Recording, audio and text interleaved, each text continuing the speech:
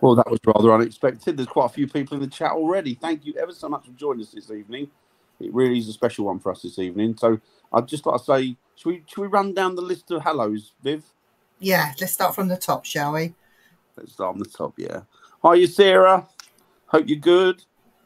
Had a very good Christmas, thank you. I hope you had the same. Hi, Jean. Jeannie! Lovely to see you, Jean. Lovely to see you. Oh, hi, Belle. Lovely to see you. Sorry, I meant to get in contact. I've been bad getting in contact with people over Christmas. Hope you had a good one. Hi, Annette. Hope you had a good Christmas. Paul. I'm not going to blow a kiss to you, Paul, but hello, oh, Paul. That's why he's got thumbs lots. Up. I'll put a manly thumbs up. Hope you had a good Christmas, buddy. Hi, Beverly. Hi, Beverly. Hope you're good. She's lovely, Bev. She is. Hey, good man, Eric. Good to see you, my friend. I hope it's all good. I hope you had a good Christmas. Hi, you, Jason. Hope you had a great Christmas, my friend. One for you and one for the dog. And we got Alois in the chat. She's modding for us tonight. Hi, Lo. Hope you had a good Christmas, sweetie. Hi, Robert. Good to see you. Thank you for joining us. I'm blowing everyone a kiss. And Rita. Hi, Rita. Hope you had a good Christmas. Yeah, I'm only blowing kisses to women. I'll blow kisses to anyone. I don't care. Well, good evening, Viv. I hope you had despite the upset, I hope you had a convivial Christmas. Yeah, it's always at the back of your mind, isn't it? So tonight we're going to talk about a great friend of ours, someone who we love dearly. We're going to talk about Uncle Norman and Norman Fahy. He was a very, very special individual in our lives. Viv knew him longer than I did. I'm ever so thankful to Viv because she made the introduction between us. And I'm ever so thankful for that because she introduced me not only to, just to Norman, but to I'm sorry. I hope he's okay, Sarah. I'm so sorry. I hope he's okay. If I blub, I want to say before we start, Dan, if I blub through this, and for people in the chat, pay no mind to me. Okay, because I need to get it out. Yeah. So I got my tissues. You're fine. You're fine, Viv. You're fine. She's brought her tissues with her. You're fine. So yeah, we were talking. Obviously, we've been talking about him over the holidays, and we were talking about the first time we met him. And I tried to cast my mind back, and I couldn't really remember the first time I've met him because he's one of those things. He was ethereal. He's like a memory, a good memory, or he's like a magical character. You never quite know where you met him, but you know you met him. And that was enough for him to make an impact on your life. Oh, I remember the first day I met him. You do, don't you? You tell us. Tell us the first time you met him. So the first time I met him was at Castle Rising. And I booked an investigation at Castle Rising for my team. And we did it through a gentleman called Malcolm Chambers. And, you know, all the dealing, all the cash, everything had to go through Malcolm Chambers. And he said, well, I'll be hosting it with a man called Norman Fahy, who's the creator of Castle Rising. I said, yeah, brilliant. I've heard so much about him. I'd love to meet him. And when we got there, we had to split up into two groups, and Norman took the group in the dungeon because of the archaeology and everything was crated up and stored down there. He had to stay down there to protect it, really. And anyone that's watched GHI, Ghost Hunters International, if you've seen that program at Castle Rising, you will see, you can see the dungeon and what that's about. But yeah, he took a group down into the dungeon. Of course, my group that I got split up from did the rest of the grounds. And everywhere I went, this Malcolm Chambers was stuck to me like glue. I was thinking, oh God, I can't get away from this fella. Like, you know, even my group, I had them split up to cover more areas, and he still insisted on being with me. And then when the groups changed over and we went into the basement with Uncle Norm, he insisted on coming down there with me and not even with the other group. I thought it was a bit strange. Anyway, it was what it was. had a great investigation, and that was the first time I met Uncle Norm. But unbeknownst to me, Malcolm Chambers took all of the money rather than giving it to Norman, because there was a second thing that happened when I stepped in, because Norman was working, and I helped Malcolm Chambers with a group in Kings Lynn, a location in Kings Lynn, and it transpires that it was Norman's booking. He had to take it over. He took the money, all the proceeds and everything, but he didn't pay the venue. He ran off with the money, and it was twice that he did it now. And then when I had this deep and in-depth conversation with Uncle Norm, we found out what Malcolm Chambers was doing. I was totally disgusted. And I said to him, right, we'll do another investigation at Castle Rising, but this time we'll raise funds and money to help you pay back, because otherwise it was going to come out of his pocket. So, so we did that. And that were the first steps of me getting to know Uncle Norm and meeting him properly and working with him. And not only is he a thoroughly interesting guy, he's one, into history in a big way, two, an archaeologist in his own right, a great artist, a philosopher, a fantasist, you name it. He was eccentric. He was serious at the same time, and he was eccentric, if you can understand that. I think you would understand, Dan. Oh, yeah. He was very much a man of the 70s music. I mean, I love glam rock, and straight away we had that connection with the 70s. I mean, even though he was much older than me, there was that connection straight away. And he introduced me to some really fantastic people within the paranormal, Dan, like Jean Williams, she's in the chat, Beverly Hubbard. Jean, yeah.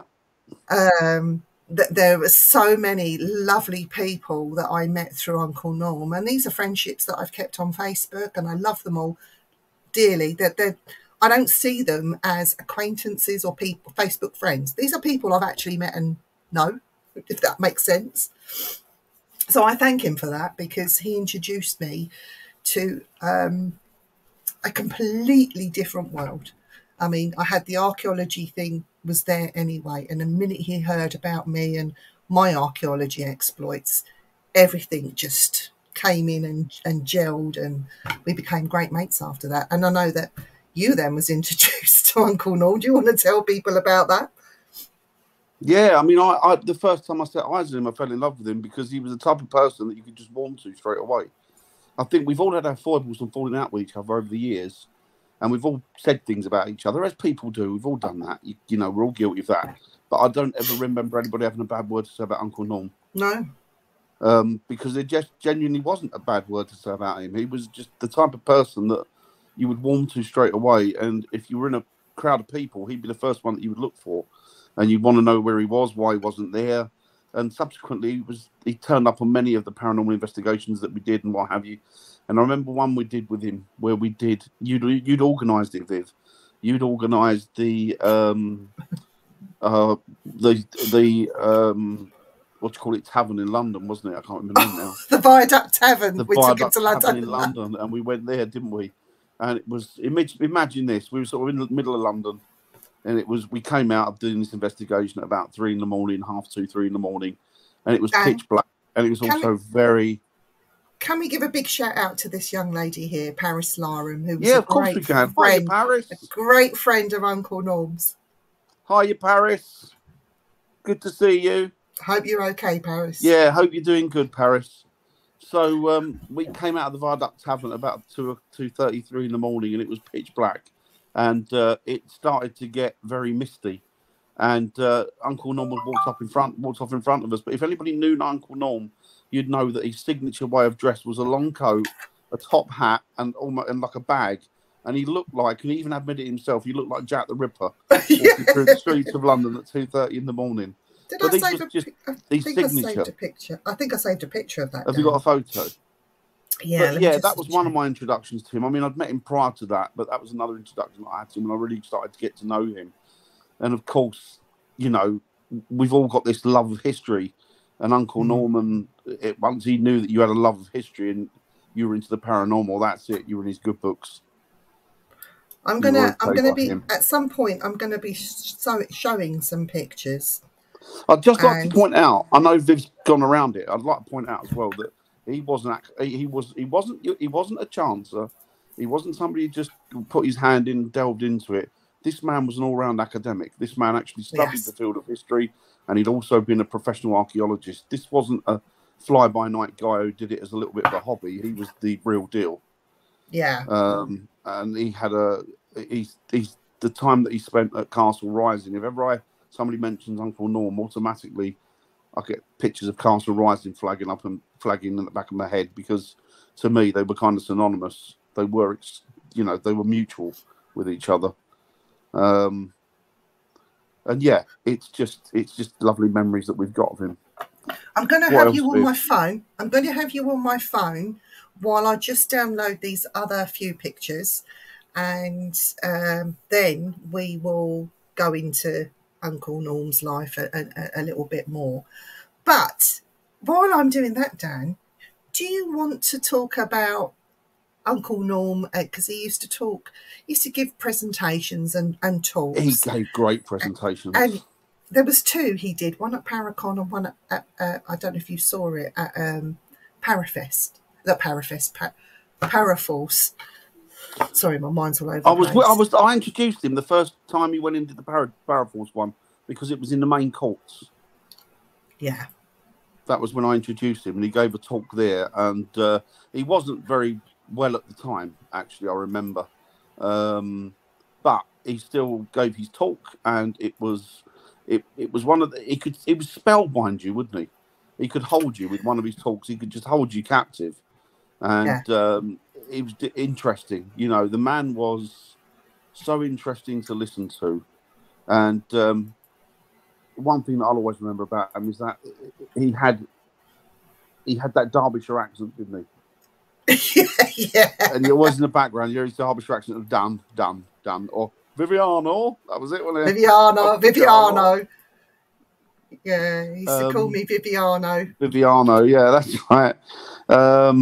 But yeah, these are the things that I'll always remember about him. He was just amazing. He was eccentric. He was just a colourful character. He was a true Englishman in that sense, that he was completely bonkers, but in the best kind of way you could imagine. I remember the stories he used to tell me about. He doesn't remember 5 years of his life because he was on acid. That's right. 70s. He used to swear blindly he wasn't well today. I'm not well today, when it's all to do with those acid trips I had in the 70s. I said to him, really? He said, yeah. He said, I'm missing 5 years of my life. I can't remember. What? Really? But yeah, like Viv said, he was very much into his sort of glam rock, which we both love anyway. And he was very much a child of the 70s. And he used to go on about, I think he was very proud of the parallels between himself and Screaming Lord Sutch. Yes. Because they used to dress the same, didn't they? And I think he had he had the same policies as Screaming Lord Sutch. And I don't necessarily think that's a bad thing, to be honest. Especially when you look at the modern politicians today, I think it's a pretty good thing to have that kind of policies, those kind of policies and beliefs behind you. But yes, every time I met him, it was like a breath of fresh air. It was like fireworks going off. It was just a real event, wasn't it, to catch up with him and to meet him. And then we did an investigation at... the one thing I do remember about him, and I remember them mentioning it on GHI, and you could see it right away. As soon as you got to Castle Rising, the activity generally tend to be centered around him. Yeah. I think they got to know him. They knew him. They loved him. They respected him. And I think that they become active for him, because there were experiences that I'd had in his company at that castle that I'd never, ever experienced with anybody else, either there or other places. So it was really, really sort of factored around him. Do you know what? Uncle Norm told me a story about Castle Rising, and I don't know. I know his close friends would know, but it's not public knowledge. But he would go in the morning, unlock, And at night, he'd be the last one to lock up, make sure there was nobody around, and then he'd lock up. He said one morning he unlocked and there was a iron spike, like a nail, left on the stairs as a present for him. And he thought, oh, this is a bit weird. And he picked it up. It was old. And, you know, Norm being normal, oh, thank you for my present, and put it in his pocket, you know, didn't think much more of it. The following week, he unlocked those main doors to the grand staircase, and there were a bunch of white roses left for him on the stairs. Now, he said that the strange thing is nobody can get in there unless you've got a key. So he said, and he adamantly claimed that these were presents left to him by spirit that he holds very dear. And he took these things home. You know, he said it was a present for me, so I took them. And little things like that would happen within the time that he worked at Castle Rising. So when you say that they got to know him, I believe they did. I believe they did, because they wouldn't have done something like that. They left him a ports, which is very, very unusual. No, it didn't drop in front of him, but they were left there quite distinctly. And the stairs are the last thing he used to come down when he locked up. So he knew there was nothing there. Thank you. He did. I think you're right. I think that's the thing that I've noticed, even with people that work in these historic buildings for many, many years, and they get little bits. They don't get anywhere near as much as he got. And I put that down to his personality and his character, because his character, even though he was a very, very intelligent man, his character was such that he was very not childish, but childlike, in the sense that he was open and friendly and kind and didn't really see much bad in people in that sense. I mean, don't get me wrong, he'd tell you if he didn't like you, and he wouldn't waste time. Oh yeah, he'd tell me off all the time. Like a child would, yeah. He'd be pretty honest about it. And I think that's the thing with him. He was completely honest, and I think that he was respected because of that. Yeah, we got some messages in the chat, Dan. Oh, great. Oh, so yeah, GHI was on that. He was on that, Eric. And he was a great friend of Barry. Great friend of Barry Fitzgerald's as well. He was, yes, he was. Oh, Beverly, she was. Bev. Yeah, that was a weird one, wasn't it, Bev? The dungeon at Castle Rising Castle is something else. I can confirm what you're saying about MC. It's true. Norman had to pay that himself, as I remember. That, yeah, he did. That was disgusting. Yeah, it was terrible. Absolutely. Born in the 70s. There was some quality music in the 70s. Platform boots and flares. There's good old Paris.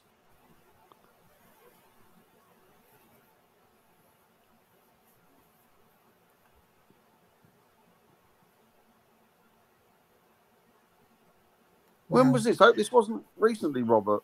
No. Well, you know, I'm just going to quickly mention it while you say that. Norman actually died before. He had a car accident and he did pass away briefly. And he was gone for a while, and he woke up when he was on the trolley being taken down to the morgue. And I'll never forget what he told me. He said, as they were wheeling me down, he said, I opened my eyes. He said, there was a sheet over me. He says, I sat up. He said, and I looked up, I turned around, and there was this guy pushing the trolley, and he went, who the fuck are you? And the guy just shit himself. He said he shit himself, left him there in the corridor, and ran to go and get someone. And Norm was just sitting there on the trolley thinking, where am I? You know, what's going on? Didn't he have the paramedic come down to see what a dead man looked like? When he come back alive. Yeah. See, you think I'm joking? I'm not. He did. He said no. The first things he said was he turned around and looked at the porter and went, "Who the fuck are you?" You'd pass out, wouldn't you? You'd pass out. Yeah. I would. I think if somebody got up at the window down the morgue and they just got up and said, "Who the F are you?" You'd just pass out, wouldn't you? You would. I'd be scared. Oh yeah, we all will, Debs. It's horrible. Absolutely, Deborah. It's vile. It's horrible. Oh, thank you, Paris. Oh, it's a joy for us to be able to do something for him, Paris. That's her mum, Sam Lauren. Oh, I think I See know that? Sam Loram. I know Sam Loram. I'm sure I've met Sam Loram. See, that's why I worry about investigating, because I love history and architecture. I think the love of those two things will outweigh my love of investigating. Well, I yeah, think, Eric, what you'll find is they'll fuel each other. they go hand in They'll hand. fuel each other. Yeah, they will Yeah. definitely fuel each other. I remember meeting the great man at the Derby Paranormal Convention. I remember him telling us about his interesting life and the car accident he had. Yeah. A true gentleman who's going on. Yeah, absolutely, Paul. It's terrible. Yeah. Yeah, they will. He was able to hold an audience. Oh, do you know what? He could. I'll never forget. He said, "Viv, I've written my. I'm not going to write my talk." He said, "But I know what I'm going to talk about." He said, "I'm going to start at the end. Any questions?" And then end at the beginning. That's right. And he did. He actually did that. It was so funny. Yes. It was. It was Gene. Oh God, yeah. We're remembering the acid. If you remember it, Bev, you never really had enough. No. One of his favourite sayings, but we'll never know about the goats from the other land. The goats from the other land. Oh, he used to say to me all the time, Viviano, monkey see, monkey do. That's right. Yeah, that's right. I looked at him First time I and met him. you're calling me a monkey? Call you a monkey. See, I know. instinctively knew he was a real deal, confirmed by a chat about things we experienced whilst handling the wood shackles. Yeah, he was amazing, Gene. He was. And he took it home. Yeah, he did. He did. Yeah, she's talking about the spike and the spike. Yeah. He was absolutely proud of those. Yeah. Yes. Oh. At Castle Rising. He's Castle Rising. If he's going to be anywhere, I would imagine he'd be there. Yeah. Wouldn't you, Viv? I think so. I would imagine he'd be there. But now the beauty is he'll be able to see all his friends. That night my mum died, he messaged me before I told anyone. Oh, bless him. See, like, he knew stuff. Now, he would never class himself as a medium or anything like that. But he definitely had this third eye gift, or whatever you wanted to call it. Yeah. I tell you what, he very rarely did it. But if he told you not to trust somebody, you take that to the bank. Yeah, yeah. You guarantee that, you know. Yeah. Yeah, Chris was brilliant towards the towards the end. Yeah. Yeah. He used to say you can take the man out of the castle, but you can't take the castle out of the man. That's true. Probably if he's there. That's true. Yeah. It's like I say, he'll be with all his pals now, all the spirits that inhabit there. Oh no, Paris. He was just the porter, no one special. I think he might have left a little accident in his undergarments too, you know. Yes, Viv, I think there's only a few of us that knew about the accident and his death, yeah. Yeah. It was interesting. Yeah. That would make anyone shut their pants. It would, Eric. Oh, he was Sarah. He was phenomenal. He was, Bev. Bit of humour. Oh, I saw the bedding pictures. They were good. Yes, you did, Jean. Yes. And that was on Zach FM. You was on Zach FM and you started the Uncle Norm thing. So, Jean, it's your fault. Yeah. That was down to you then, Jean. Yeah. Yeah, he did. He definitely did. Yeah, he definitely did. I think he was more than a sensitive because he knew certain points that were going to happen. That's Parker calling. He's an idiot, isn't he? He knew certain points, past, present, and future. Now, I don't think a sensitive picks up on feelings, but he knew specific things. He knew specific things that were going to happen. that did happen. Yeah, I think he was a little bit more than a sensitive, but he was sensitive as well at the same time, like a sensitive soul to your needs and I how think he much knew you a can lot more take. than he let on, you know. Oh yeah, I think he knew a definitely. lot more, and I think he sensed and he's probably experienced a lot more than he let on. Zach FM, yeah. Yeah. Oh, Gone Gone Cool. Coal. Yes, because Paris Laram was the administrator, did everything for Gone Cool as Gone well, together Coal. with Norman. So He envisaged making that into a board game, didn't he, Gone Coal? yeah. I don't know how far he got with it, but Eric, he put it all together. what are you ringing me for, you idiot? Yes, Jamie, you moron. Right, so I've got some pictures to share. I'll try not to get weepy again. But here we go. If I go quiet, you know why. Dan, you're going to have to talk. So here we go. I'll try. Let's see if I can get this to work.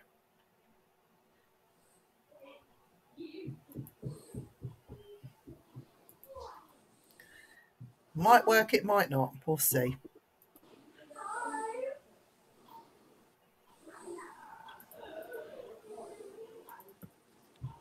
Oh. Any joy? Because I can't see it. Whee! Here we go. Oh, you got the flashboard thing up. Can you see? Can you see much more? I can see a series of pictures. You can't on see. on the desktop. Can you see that? I can just see a series of pictures on the desktop. Has it gone? No? No. Okay, let me come back up here now. Okay. Here we go. Oh, you've got the flashboard thing up. Hang on. Can you see? I'll try again. I can see a series of pictures. I can hear somebody with a beautiful dulcet tones. I think his name's Dan Winter. Hang on, let me turn the phone down. Why is it not working? There we go. How about that? That's more like it. Psychotron. So there's some of the things that Norman would do. I mean, I love these pictures. He had he was good at art, and he had a brilliant mind, and he could put his hand to anything. He was an archetypal Renaissance man, wasn't he? He could do anything. Yeah. Doctor, what was that character? Doctor Icarus, is it? Doctor Icarus Fawcett. Oh. Dr. Icarus Fawcett, was it? Yes, he came from a different realm, didn't he?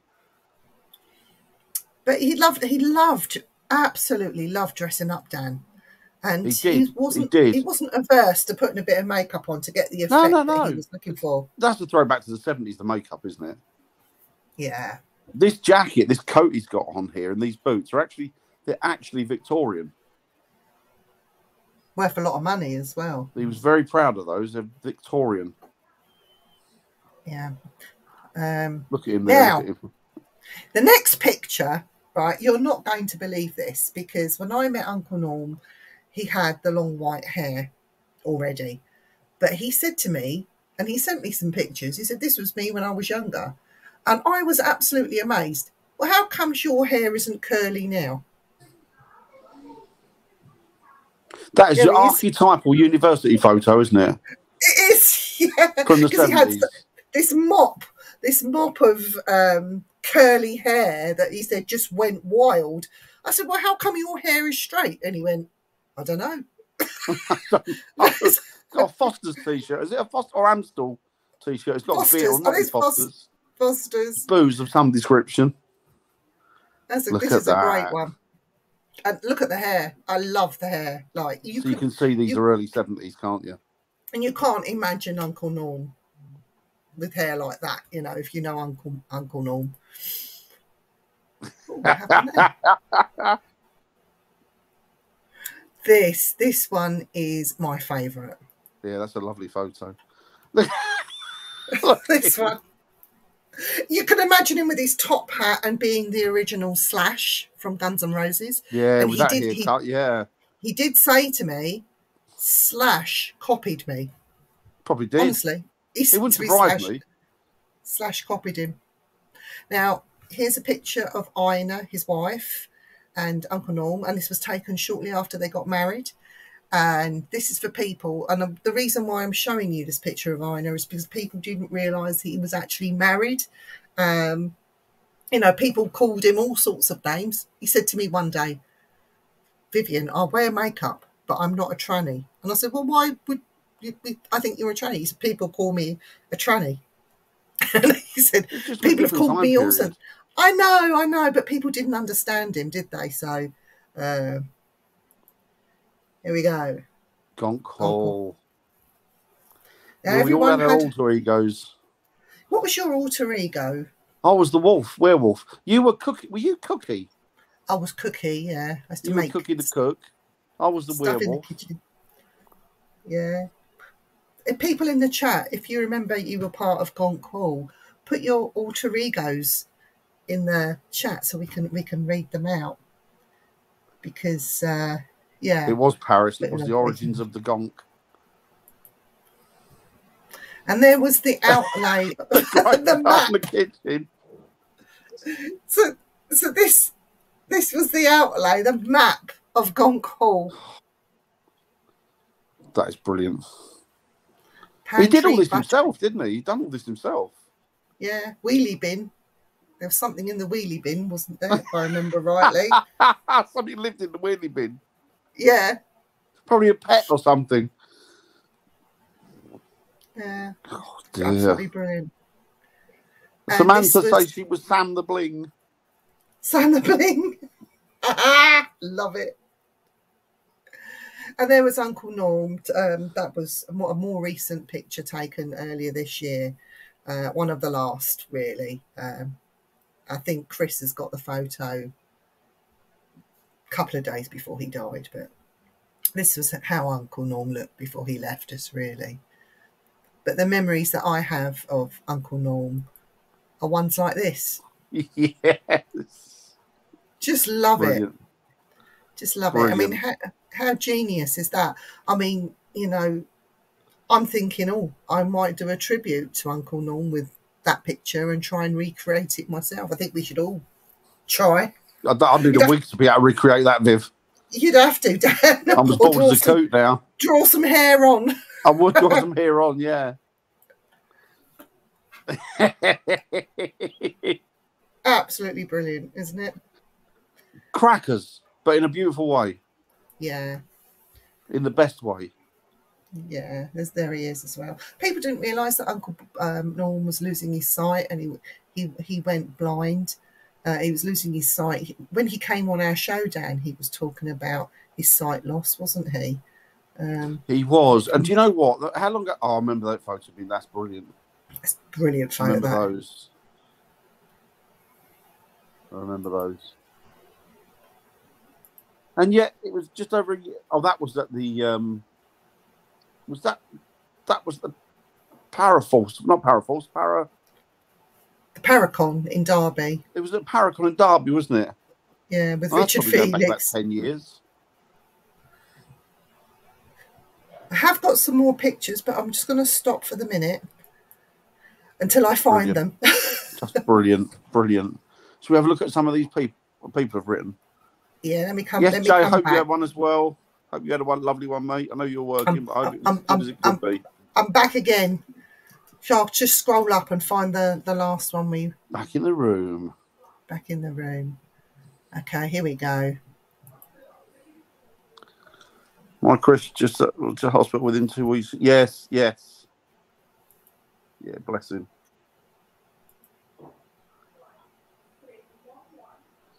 That was his, yeah. Oh, we done that one. Yeah, it's true though. Yeah, probably right, Bev. Yeah, done that one, didn't we? Yeah, he was. Yeah, we done that. I think it was Sarah. We did that one. Yeah, did that. Yeah. Yeah, we did that, didn't we? That one. We did that one. Yeah, did that one. Yeah. Jamie, we did that one. Yeah, yeah. The Gongsters, yeah, done that. Yeah. Oh, yeah. That's right. Never mind. I'll slap you, Owen. We just slap you anyway. How's that, Jamie? Yeah, we'll do it, Jay. There you go. He was a great man. Worked with him many times. Good memories. He was Christian. Definitely Christian. He was lovely. Yeah.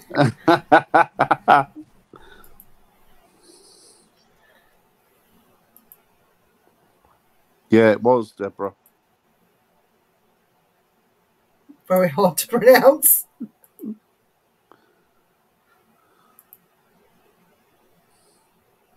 Oh. Icarus Fawcett. It was Icarus. Icarus Fawcett.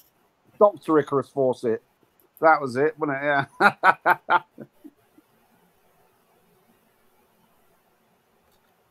Did he really?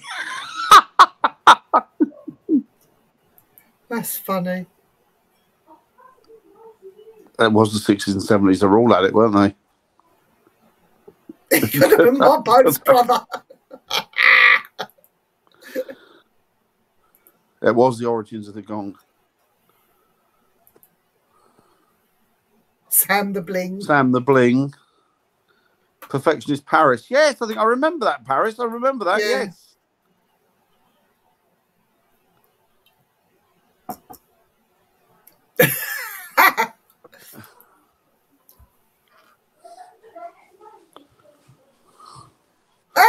That was funny. Here we go, Dan. Read it out.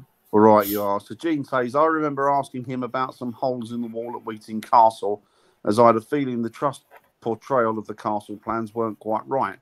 I asked him what some holes were in the wall, so here's him explaining to me. Medieval scaffolding, Gene. I looked again and they made sudden sense, but he surveyed that place and came to the conclusion that the National Trust was totally wrong. Bunkum, he said. Guarantee that was the right truth then. Yeah. And he confirmed what I'd queried about a spiral staircase. He got the whole thing. Yeah. Yeah. Yeah. He knew what he was looking at. Yeah. Squat Kitty was a cat. That's right. That's all right. That's all right. Don't worry. Oh, you Chantel, we're just doing a remembering our dear friend who's passed. That's right. He was a beatnik, oh, wasn't he, or blimey. something? Yeah. I remember that one. Thing is, I have another great memory of Uncle Norm because he would take me out and we would go and visit certain churches. And he said, Vivian, I've got no one to pass on my knowledge. He said, so I'm sorry, but I've picked you. And I went, what? He said, I'm going to start teaching you. I went, okay. And we'd go out and we'd spend the whole day. Christ knows where we would go. I wouldn't know where these places were. That's this, that's that. That's called Dogtooth. That's a piscina. That's a basilica. I'm thinking, what? He would get into all these Latin words and it would be... Whew. But he did try. He did try and teach me and leave me with some knowledge. And good memories. Yeah. No, I wasn't there. Didn't go. No. I did go to, I don't know if it was Norman's birthday or something, but there was an investigation at Castle Rising, but we all had to go in fancy dress. And some of us went as Uncle Norm with the top hats. Uncle Norm went as an alien. Did you have Blue Cat with him? Blue Cat was there. Blue Cat was there. It was so funny. Blue Cat made an appearance. Blue Cat is unbelievable. Sooty and Sweep made an appearance, and so did the hula hoops. Just seeing if I've got any more pictures. Bear with me, callers. He left a lasting impression with me. He did. And he has left me with a big hole in my heart. Not his fault, you know. No. But that hole will take a long time to fill again. It will. I have got some more pictures. Let's see if I can do it, Dan. I don't know how I did it last time, but we'll see. And this was what, oh God, John, stop knocking me. This was what you were talking about a bit earlier on. Yes, this is it. That was that night, wasn't it? It was. God, that's got to be about 10 years ago as well, isn't it? It was being Jack the Ripper, and that was at the gates at Mitre Square where one of his victims were found. One of his victims was...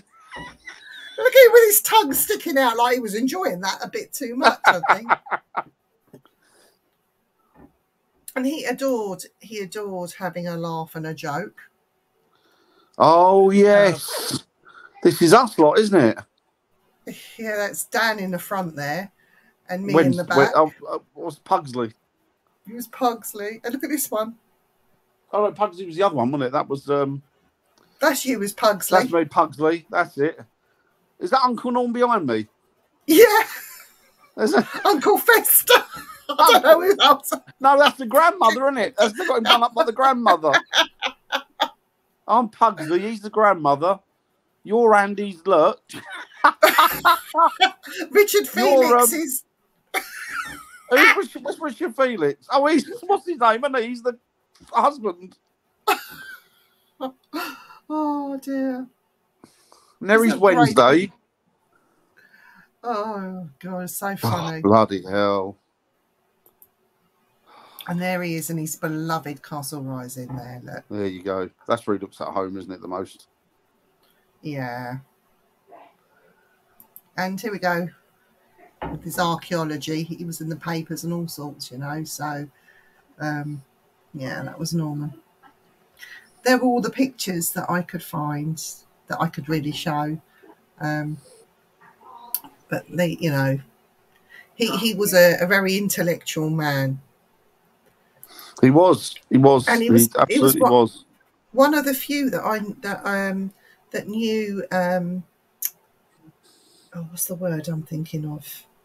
Latin, and he used to transcribe Latin, especially on investigations. I know he'd done it for me a couple of times when I got some weird stuff come through, and he said, "That's Latin. I can tell you what that says."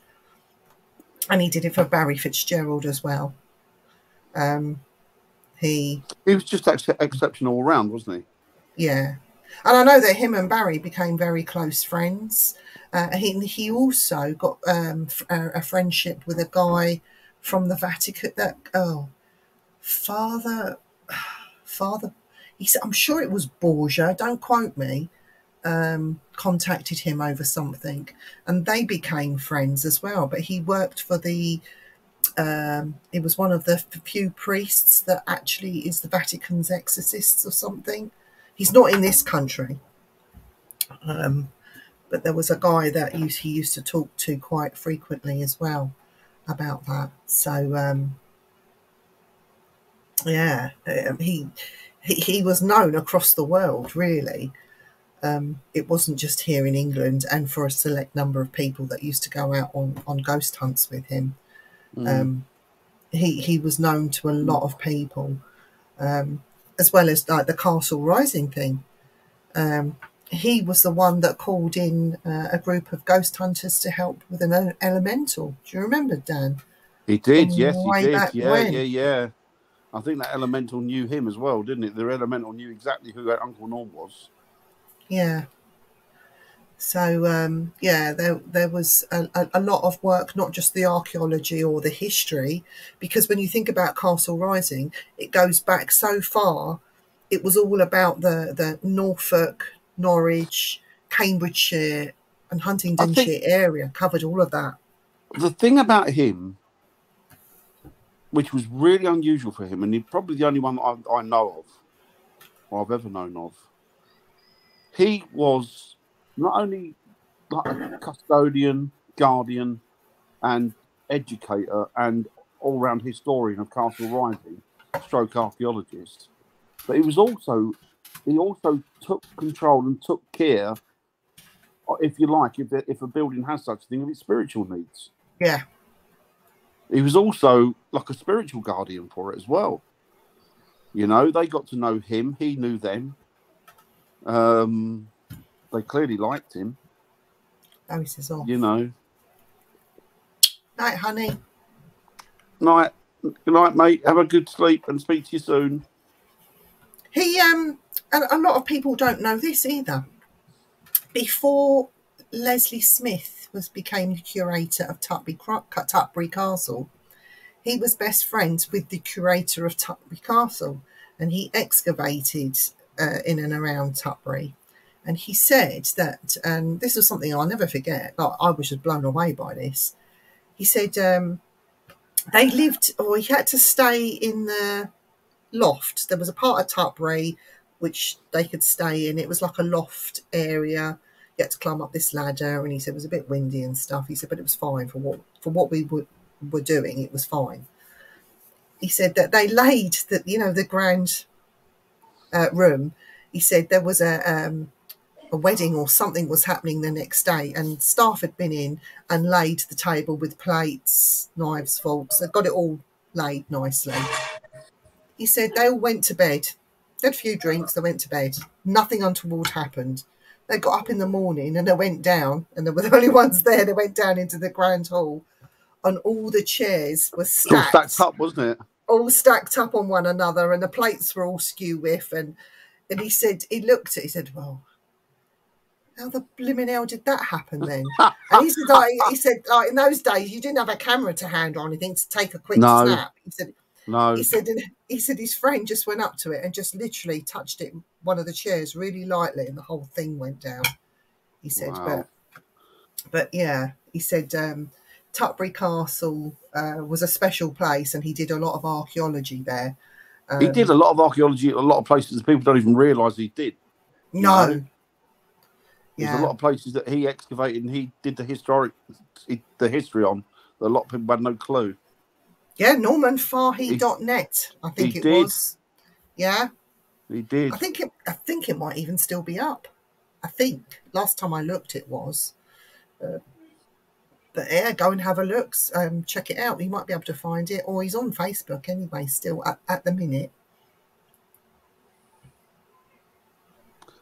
Oh, I have loads of photos of Norman, but my most favourite one was at the castle. I picked him up with my twins and met up with another friend and her twins at the castle. My Thomas, who's autistic and history mad, was captivated by Norman. I took a photo of him when he was talking to the kids about the castle, and he was pointing into the distance. Yeah, the kids loved him, didn't they? And my son, my son met him at Red Mount, and my son is a bit of a snob. You know, only designer labels, all that sort of thing. Doesn't like to get his hands dirty. And I took him over to Red Mount because Norman was there.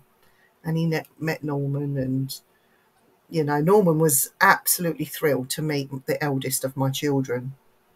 And he sort of sat and listened to him and just, you know, he was very polite. And when we got out of Red Mount and we was getting back into his car, he was unlocking his car and he went, Mum, I've got a question to ask you.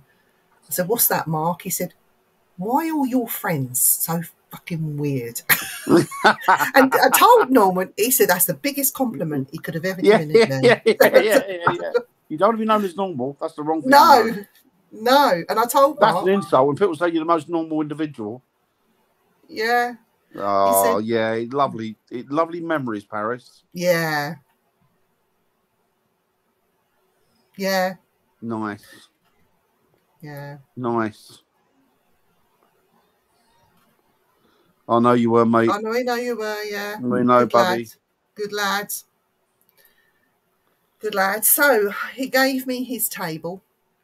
I have the famous table, and it has never, ever been used. It's been put away. It still has the cover on it, and it just didn't seem right. And maybe the table will come out again with a picture of him on there at Castle Rising. You never know. Ina's going to I mean, she's grieving, bless her. We're all grieving for his loss. But our Ina, his wife of over 40 years, Yeah, it's hit her pretty hard. yeah. So, she will need she needs space. time. Yeah. Yeah. And those that were close to him as well will also need time. But It's a I big think, hole to fill, isn't it? yeah. And you'll see, like, the Simply Spooky logo at the top there is gone, and we've put the Norman logo. And I think it would be a fitting thing to do, like once a year on his birthday, that might appear again, just to let him know and everybody else know that we do think about him, and he's greatly missed. He wasn't just a mentor, he wasn't just a friend, he was more than that. He was a teacher. He was an advisor to me. He was an advisor to me. He was an agony aunt at times. He was. It was. You could be having the crappiest of times, but then 2 seconds in his company would just cheer. Looking at him would just cheer you up, wouldn't it? Yeah, he played me his music. He was a musician. People don't know about that. So he played me some of his music. We talked about music, his great love of music. Mark Bolan, T-Rex. He was telling me when he saw, oh God, what's that guitarist, Dan?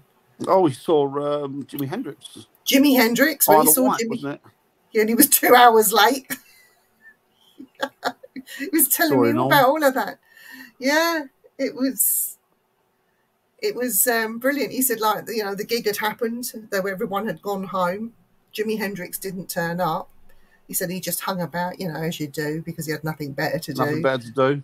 Helicopter flew in. Jimi Hendrix came on stage, and he did a very, very long set just to make up for it. And I think it was a couple of days before he passed away, Jimi Hendrix, that was. Yeah, he did. Not long after that, he was found dead, wasn't he? In that London flat, I think. He said, I was lucky to have seen him. I said, you're just so jammy. I know. That was him, though, wasn't it? It was fortune smiled on him in that respect. Yeah. Yeah. And he talked about his love of Freddie Mercury and Queen, because he knew the connection that I had to Freddie's mum. And so he would talk a lot about Queen, and in the early days and in the 70s. And I said, well, I wouldn't know because I was only 7, But he would tell me all sorts of stories about Queen and Mark Bolan and all the other greats that I grew up with and loved in the end when I heard the music, So, and his favourite film of all time, he lent me the DVD. It's called With Nail and I. Yeah. Yeah, I don't understand the film at all. Oh, it's brilliant, Viv. He said, watch this and tell me what hilarious. You think. And I watched the film and I said, no, what is it all about? All I know is there was a bloke smoking weed in the flat that was in Spinal Tap. That's all I know. Brilliant film. You need to chill out, guy, don't you? Smoke some of this. It will help. Yeah. But no, that was brilliant. With Now and I is the best film ever. Best film ever. Yeah. It's a classic. Yeah. But I'm sure he won't be very far. No, and he'd be up there rocking it, playing his music, laughing at everybody. He'd, at the minute, I would imagine he'd be there consoling Ina more than anything, because he's free. Yeah. He's free to do what he wants to do. Yes. And he would be consoling Ina and looking down on her right now. And, our thoughts and prayers go to Ina more than anyone, So yeah, she deserves a lot of thought and a lot of prayers to help get her through it as best she can. We never really get through it, but to come to terms, I suppose the best thing you could hope to do. Yeah. Yeah. So, Dan, we've been on nearly an hour. Have you got any last words or any last thoughts about Norman, or anything you want to say?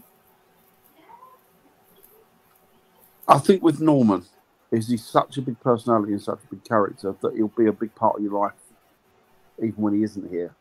Yeah. because he'll always reflect upon his personality and who he was, and remember him for the joy. And he did bring a lot of joy and happiness into people's lives, purely and simply just by being him, by being that crazy, off the scale lunatic that we all know as an English eccentric. And I mean that in the nicest possible terms, and I mean that in the most loving terms. Yeah. And I think that we'll all miss him, but we'll all see each other one day. Yeah. We'll all see each other again. And my last words are the last things he said to me that I heard, which was, Viviano, monkey see, monkey do. Monkey see, monkey do. It's like, okay then. Exactly. Just give him a thought now and again, everyone. Well, I'm sure you will. Yeah. And Samantha's saying, may Gonk continue. Yes, definitely. And in his memory too. We need to do that, really. We need to keep that going, I think. Paris, sort it out. We'll be there. Such a go on, but I want to. If you want to, we'll support you. That'd be quite good if we did that. That'd be quite cool. That'd be Jeannie, quite cool. oh bless her, Jeannie. I know. It's horrible, Jean. He was an eccentric. He was. Definitely. He was. Definitely. Bless her, Paris. And we need eccentrics. It's what makes England England. Yeah. Yeah, definitely. There's too many colourful characters that are gone now. We need to reintroduce some more. Definitely. Snap. This is Beverly. Oh. Yeah. We'll have to have a meet up as well. Yes, we will. Yes. And remember Uncle Norm. We'll do that at some point. We organise something, hopefully, for the summer when the weather's a bit nicer. And we can all meet somewhere and just have a day talking about Uncle Norm. Just having a picnic or something and catching up with each other and chatting. Be nice. A top hat picnic. Got to be a top hat picnic. It's got to be a top hat. Hi, Claire. Hi, Claire. Not to be confused with that other thing. What's it called? You know when they wear the top hats with the... Oh, ascot. Not ascot. They've got the old glasses and the cogs round it. Oh, yeah, I know what you mean. Steampunk. Steampunk. Not steampunk. This is not steampunk. This Uncle Norm Punk. Uncle Norm Punk. Yeah. I've been rooting to get hold of one of them blue cats. A blue cat? I can't find one anywhere. I can't find one. I will find one. Do you remember that blue cat? That bloody blue cat. He used to put it out the bag and stick on his hand and then... Blue cat used to go everywhere. It was an alien, wasn't he? Yeah, blue cat. Don't know where he got it from. It was... what's his name? He used to have him originally, didn't he? Harry Hill, the comedian. He had one. Oh, did he? Yeah, and they used to sell them on his website, but no longer. But I will get hold of one at some point.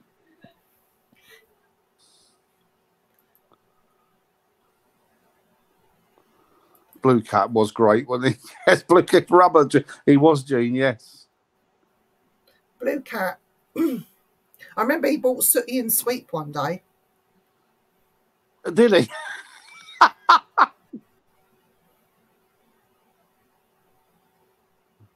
Oh, that'd be cool. Yeah. Oh, I'd like to see those. That'd be cool. Yeah.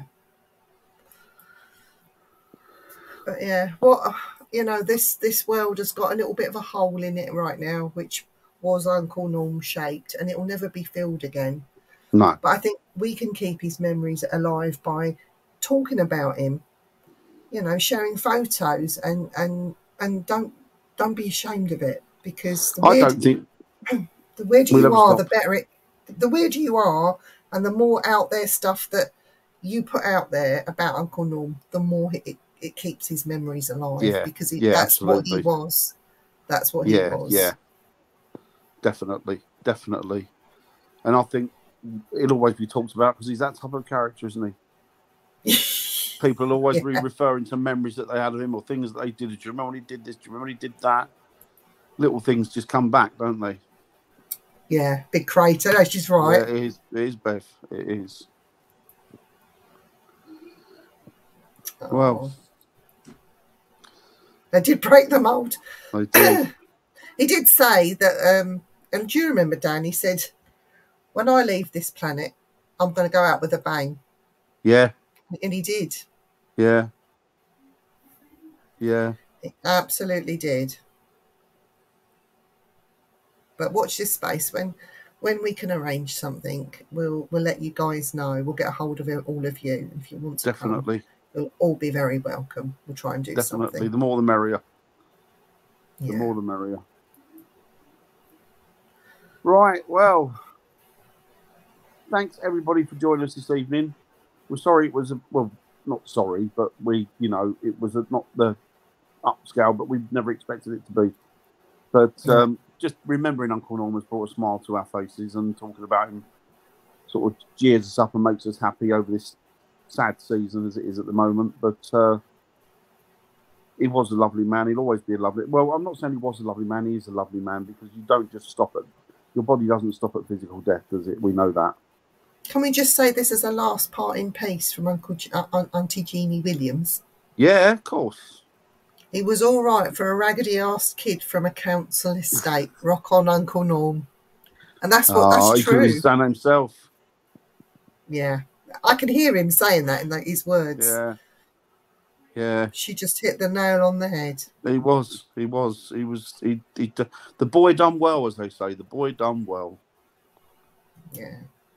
Right, we will be back next week. Yeah, what day next is it? week. I don't even know what day it is. It's Wednesday, Wednesday the 28th. Oh, right, okay. So we'll be back next week. Yeah. Yeah. I hope you all have a good, happy new year. Be safe. Please, please, please be safe when you're out there.